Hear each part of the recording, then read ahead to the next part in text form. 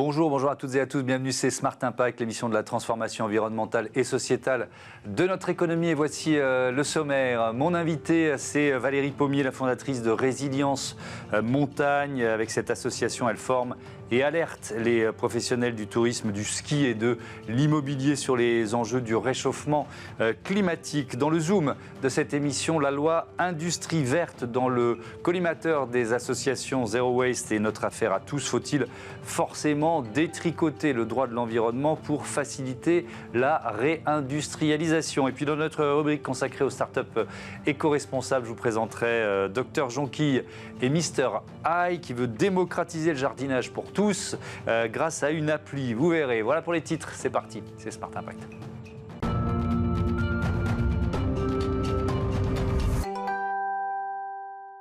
L'invité de Smart Impact, c'est Valérie Pommier. Bonjour. Bonjour. Bienvenue, vous êtes la fondatrice de Résilience Montagne. Alors c'est quoi? C'est une association, c'est ça? Oui, une association. Vous l'avez créée quand et pourquoi? J'ai créé pour travailler l'impact du réchauffement climatique en montagne, les causes et conséquences, et puis trouver des solutions quand il y en a. Oui, donc vous l'avez créé, je crois, en 2018. Vous êtes basé à Annecy. Un mot de votre histoire personnelle.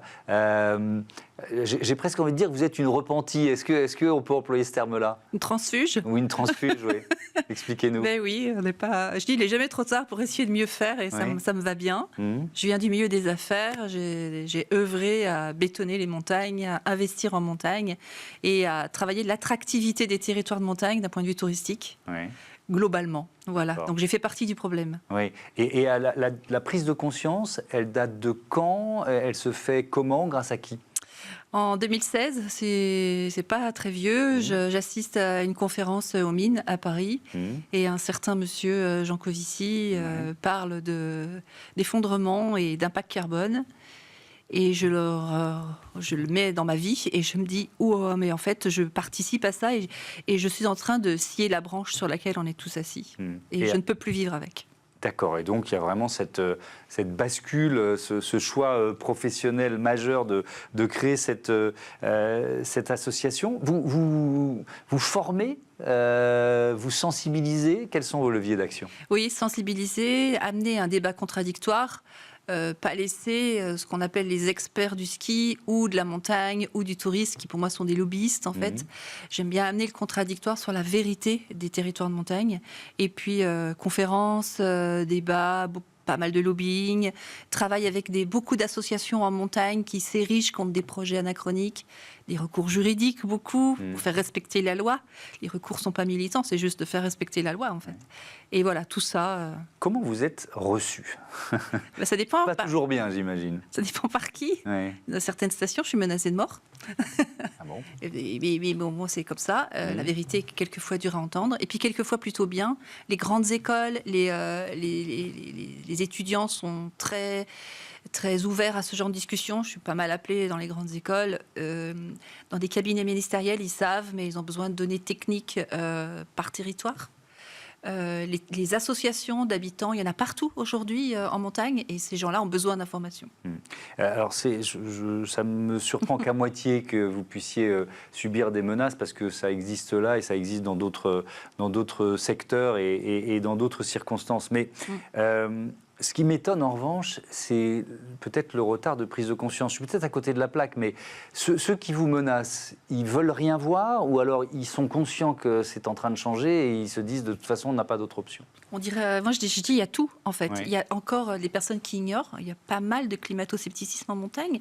Quand on est dans un village reculé, dans un fond de vallée, qui donne l'info? Un maire, un affairiste qui est là. Donc il y a beaucoup de déni et le déni je le comprends parce que la vérité fait peur. Les modèles vont s'arrêter. Et puis il y a un besoin ou une envie de continuer comme avant parce qu'il n'y a pas de modèle de remplacement.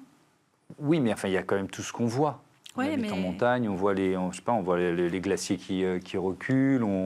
Il y a malheureusement des épisodes climatiques extrêmes de plus en plus fréquents.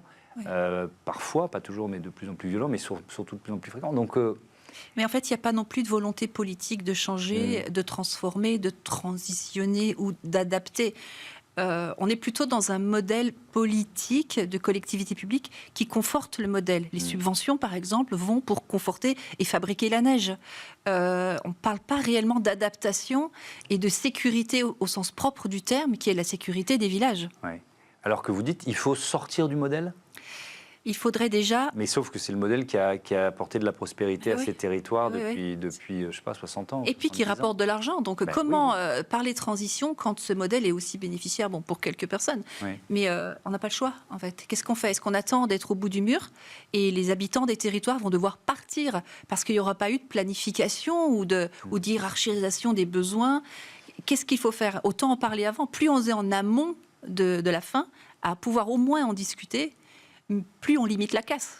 Parce que, alors là, j'allais faire le parallèle avec la fermeture des mines. Sauf que la fermeture des mines, elle fermait et puis il n'y avait rien. Là, il y a des alternatives, c'est-à-dire qu'on peut, oui ou non d'ailleurs, inventer d'autres activités pour permettre quand même à la montagne de rester attractive et d'attirer du monde. La montagne est devenue un produit comme un autre à vendre. Qu'est-ce qui remplacera le modèle du ski ? Rien. Rien ne rapportera autant d'argent que l'industrie du ski.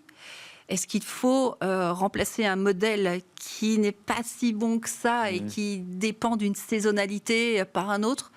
Est-ce qu'on doit étendre des saisons ? Est-ce qu'on doit plutôt parler habitabilité du territoire ? Parce qu'à plus 4 degrés, comme on nous dit de nous adapter à plus 4, qu'est-ce qu'on fait à plus 4 dans un village reculé quand il n'y a même plus d'autonomie alimentaire ? En fait, la question, c'est l'habitabilité uniquement. Sur quel levier on peut agir ? Qu'est-ce qui pollue le plus dans le modèle actuel ? Moi, alors, ce que je vois d'ici, par exemple, quand on parle de sport, d'événements sportifs, c'est toujours les transports. Est-ce que c'est vrai aussi pour la montagne ? En fait, on est dans des villages qui sont les plus loin en temps et en kilomètres des premiers ravitaillements et des premiers accès. On n'est pas comme en Suisse où il y a un réseau ferroviaire hyper développé. 60% des émissions viennent de la mobilité, environ. Et il y a certaines destinations qui ont comme cible 80% une clientèle étrangère qui arrive par avion. Donc ça, on le sait, c'est un fait, et on va dire que c'est des données techniques. Le deuxième facteur des émissions, ce sont les passoires thermiques. Les plus de 3 millions de lits touristiques sont des passoires thermiques, en fait. On devrait aujourd'hui mettre le paquet sur la rénovation énergétique. Mais moi, je vois, philosophiquement, on doit aujourd'hui parler de montagne et de contemplation, changer les récits, ne pas faire croire qu'il y a de la neige, ne pas vendre du ski à tout prix, et puis faire aimer cette montagne telle qu'elle est aujourd'hui. Parce que le modèle économique de remplacement, il n'est pas là, en fait. Donc oui, il y a des leviers, mais ils sont politiques. Justement, vous parliez de la neige, faire croire qu'il y a de la neige. Ça veut dire quoi ? Ça veut dire qu'aujourd'hui, il y a des enjeux de partage de l'eau, d'assèchement des nappes phréatiques, de quoi on parle ? Quand on conforte le modèle du ski en montagne, on construit des bassines d'altitude pour fabriquer la neige. Les bassines, s'il y en a quelques-unes qui sont remplies par ruissellement, elles sont remplies par captage des sources et des torrents. Les Alpes sont les châteaux d'eau douce et d'eau potable de l'Europe. Qu'est-ce qu'on fait de l'eau d'un point de vue hiérarchisation des besoins, sachant que la montagne, c'est aussi l'agriculture. Il y a énormément d'agropastoralisme. Qu'est-ce qu'on fait de ça ? Et puis d'un point de vue énergétique, combien coûte de fabriquer cette neige ? Et jusqu'où le modèle est rentable pour continuer à investir dans ce modèle ? On a 93% des Français qui ne skient pas, mais tous les foyers fiscaux qui contribuent à l'impôt paient ces infrastructures-là. C'est juste poser la question de qu'est-ce qu'on fait de ce modèle. Et donc, préparer la transition, mais préparer la transition vers quoi ? C'est-à-dire vers forcément... J'essaye de me projeter, parce que moi, j'aime bien sortir des discours qui sont anxiogènes ou culpabilisateurs, et on est un peu dans ce modèle-là depuis quelques minutes. Et je comprends très bien qu'il faille faire le constat, mais on se projette vers quel modèle ? Ça veut dire quoi ? C'est forcément des territoires moins peuplés, moins économiquement rentables. Vous voyez ce que je veux dire ? C'est quoi le modèle ? Alors, si c'est anxiogène... Parce qu'il faut aussi donner envie, quoi. Alors en fait, oui, parce que le discours peut être beau.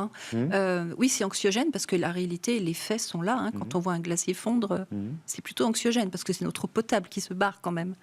Vers quoi aller ?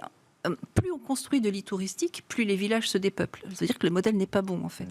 Il y a une gentrification énorme. Les prix sont tellement élevés que les habitants eux-mêmes s'en vont.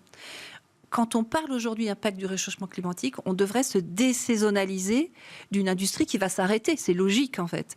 Ça veut dire repeupler des villages à l'année et trouver par territoire, parce que la solution n'est pas bonne partout, par territoire, quelle est la jauge d'habitants permanents, de quoi on vit, et ça passe par des moratoires précisément, comme des petites conventions citoyennes du climat, mais par territoire.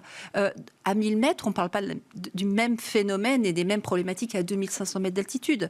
Et c'est ça qu'on devrait au moins mettre en place, au moins de la discussion entre tous les acteurs économiques, et puis se dire que l'histoire est belle, puisque la page est blanche. Finalement, l'histoire est à réécrire. Elle sera peut-être pas aussi prospère financièrement, mais est-ce qu'on a le choix ? Merci beaucoup Valérie Pommier, c'était passionnant de découvrir votre travail avec Résilience Montagne pour sensibiliser au futur de... Tiens d'ailleurs, un tout petit mot quand même, parce que j'allais oublier, il y a les JO d'hiver en 2030. C'est le vieux modèle qu'on continue de promouvoir, ou alors c'est l'occasion de commencer à promouvoir le changement, la transition? Alors, changer le modèle en injectant des milliards dans ce modèle, sachant qu'il est mort, je ne suis pas sûre qu'on rende service au territoire de montagne. On va devoir faire croire en 2030 au monde entier qu'il y a de la neige partout et que les paysages sont magnifiques, avec une fin à ce modèle. Moi, je ne suis pas sûre qu'on rende service au territoire de montagne et qu'on puisse parler transition en confortant ça, en fait. C'est dommage parce que si on budgète 4-5 milliards dans ce truc-là, on devrait, sans condition de JO, plutôt parler adaptation avec ces 4-5 milliards, parce qu'aujourd'hui, les montagnes s'écroulent, littéralement. Les cours d'eau sortent, il y a des crues torrentielles partout. Et finalement, je me dis, si ces JO 2030 ont lieu, ce sera une bonne nouvelle. Ça voudrait dire que les fonds de vallée sont toujours accessibles et qu'il n'y a pas eu d'éboulement majeur qui ne permette plus d'atteindre les villages. Merci beaucoup Valérie Pommier, Résilience Montagne. Merci. On passe tout de suite au Zoom de ce Smart Impact.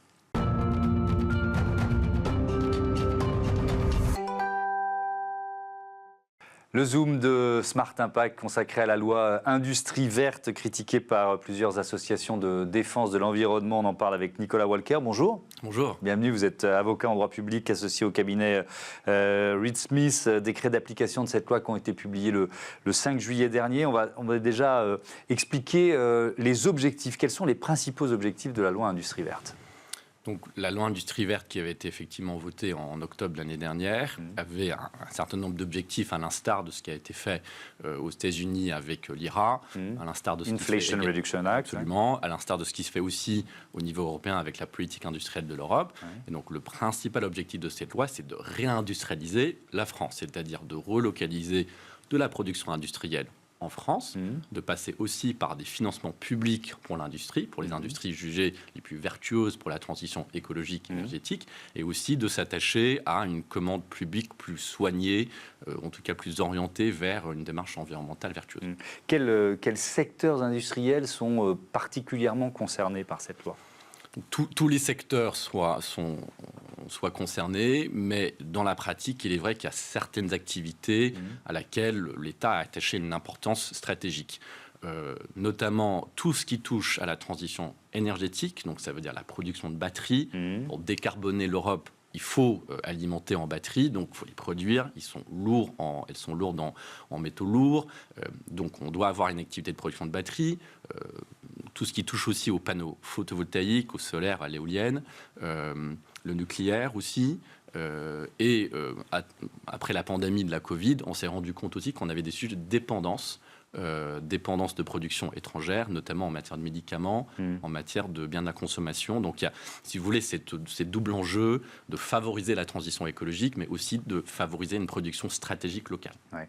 Avec des difficultés, on voit au moment où on enregistre cette interview, on apprend que l'entreprise Insect, qui fait de la protéine à base d'insectes, a demandé une procédure de sauvegarde. Enfin, c'est des nouveaux secteurs, alors qu'elle a déjà bénéficié de beaucoup d'argent public. Donc, et d'investisseurs d'ailleurs. C'est des modèles qui peuvent être fragiles. C'est ça ce qu'il faut retenir. Tout à fait. L'État, en quelque sorte, est obligé de trancher entre là où on investit de l'argent public, notamment là où on n'investit pas. On peut tout faire pour qu'une industrie réussisse, mais il ne faut pas oublier que c'est un écosystème. Il faut un bassin d'emploi, il faut un bassin de formation. On ne forme plus en France d'ailleurs au métier dit manuel. Il faut que tout cet univers marche ensemble pour qu'une entreprise réussisse. L'enjeu reste néanmoins que la France demeure un territoire attractif pour l'investissement industriel. C'est ça qu'on cherche à faire in fine. Évidemment, investissement industriel, mais aussi protection environnementale. La loi s'appelle Industrie verte. Donc, qu'est-ce qu'elle prévoit? Ensuite, on va rentrer dans la partie critique des associations. Mais que prévoit la loi, justement, pour faire pour associer ces deux objectifs? Oui. C'est vrai que souvent on a tendance à opposer d'ailleurs l'écologie et l'industrie. Enfin, c'est une vision en tout cas qu'on a pu avoir par le passé. Je ne pense pas qu'il faille nécessairement y voir une opposition. En revanche, c'est-à-dire que pour faire les industries de demain, pour faire les industries qui vont aider l'Europe à atteindre la neutralité carbone, il faut produire, il faut passer par une production industrielle, il faut passer par des productions industrielles locales. Et donc, ce que cherche à faire la loi, tant bien que mal d'ailleurs, c'est de simplifier les procédures administratives pour les industriels. On constate qu'en France, en moyenne, on passe 2 ans à faire une instruction administrative d'un projet stratégique majeur industriel. Ce que les industriels jugent trop long, trop coûteux. Et donc, pour répondre à cet enjeu-là, l'État a beaucoup simplifié les procédures administratives. Ouais. Et donc, il y a plusieurs décrets, 3 décrets qui sont incriminés par les associations Zero Waste et Notre Affaire à tous. Quel décret, sur quoi portent les critiques? Donc je tiens à dire que je ne conseille pas les associations en cause. Enfin, les écrits ne sont pas encore publics. Un certain nombre de communiqués de presse ont été en revanche publiés. Les griefs sont au nombre de 3 essentiellement. D'abord, on critique un aspect assez technique dans l'environnement qui touche aux installations classées, donc aux activités industrielles autorisées par les préfectures. Et auparavant, on exigeait des industriels des garanties financières. Notamment au moment de la mise à l'arrêt d'une activité, pour éviter à ce que l'État se trouve avec la note. Donc on avait réfléchi, beaucoup d'industriels trouvaient ça comme un frein à l'investissement. On constatait aussi qu'on finalement on les mettait peu en œuvre, ces garanties financières, et donc on les a supprimées, ce que les associations estiment comme un recul de la protection, notamment financière de l'État en matière de la protection environnementale. Le deuxième sujet critiqué touche aux espèces naturelles dites protégées.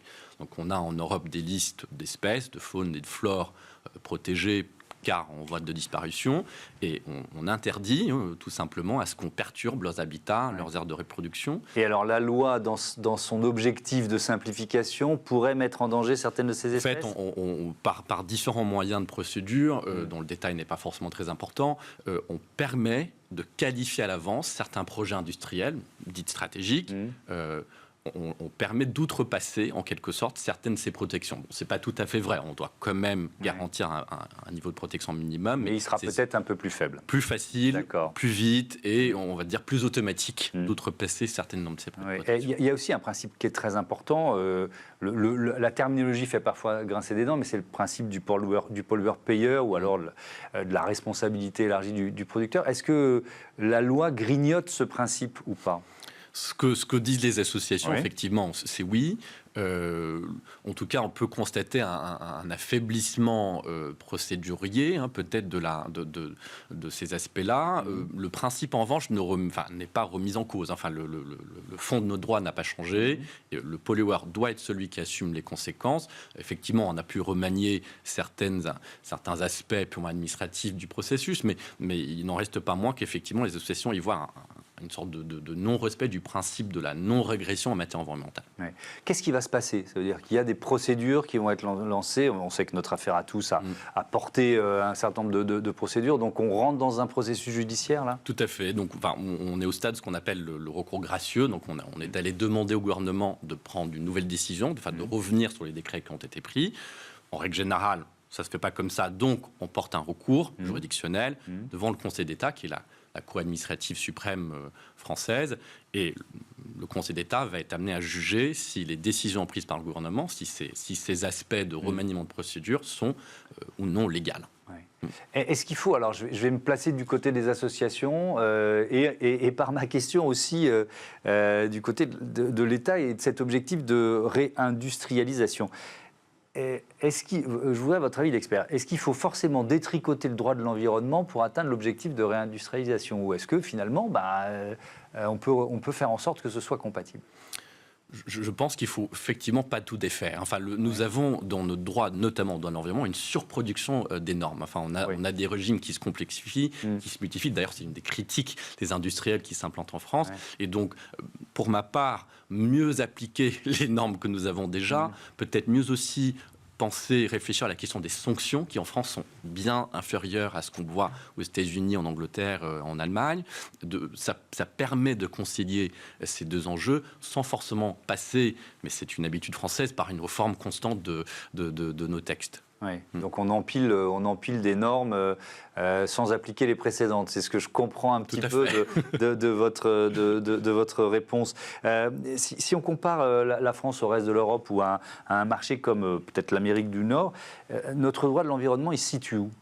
Il est plus protecteur, plus restrictif, ou alors plus souple vis-à-vis des grands industriels. Qu'est-ce qu'on peut en dire ? Je pense qu'il faut se placer un peu sur le territoire européen. Les normes sont très harmonisées en quelque sorte maintenant. Donc je dirais qu'on a un niveau de protection minimum en Europe qui est quand même très élevé par rapport notamment par exemple à nos confrères anglais. Certainement par rapport à nos confrères américains, mais c'est ce que l'Europe cherche, à juste titre, c'est qu'on soit leader sur le marché mondial sur ces aspects-là, et qu'on impose finalement notre vision de protection de l'environnement, et qu'on fait de l'Europe un territoire de l'industrie dite 3.0 ou 4.0, c'est-à-dire une industrie vertueuse qui cherche à décarboner tout en conciliant les enjeux de protection de l'environnement. C'est une conciliation qui n'est pas toujours évidente, mais c'est la tendance qu'on voit en Europe aujourd'hui. Et le pari qui est fait, c'est que, alors c'est peut-être des contraintes aujourd'hui, mais ce sera un atout à moyen terme ? C'est le pari effectivement que le gouvernement prend, c'est qu'on en fait de nos normes environnementales une force, on en fait de nos capacités de production vertueuses sur le plan écologique une force. Il faut que ce soit accompagné par d'autres mesures, c'est-à-dire qu'il faut que la commande publique suit, on doit acheter ce qu'on produit localement. Il faut aussi qu'on réfléchisse à la question des tarifs, du dumping écologique qu'on voit sur le plan européen. Si on veut fabriquer par exemple des voitures électriques en France, il faut qu'on arrête en quelque sorte les importer d'ailleurs. Donc il y a toute une logique globale à réfléchir, qui fait que effectivement le pari à moyen terme, c'est que la France reste un territoire attractif pour les industriels. Merci beaucoup Nicolas Walker, et à bientôt sur Be Smart for Change. On suivra évidemment le destin, on va dire judiciaire de cette loi, de ce texte Industrie verte. On passe à notre rubrique consacrée aux startups éco-responsables. Tiens, on va parler jardinage.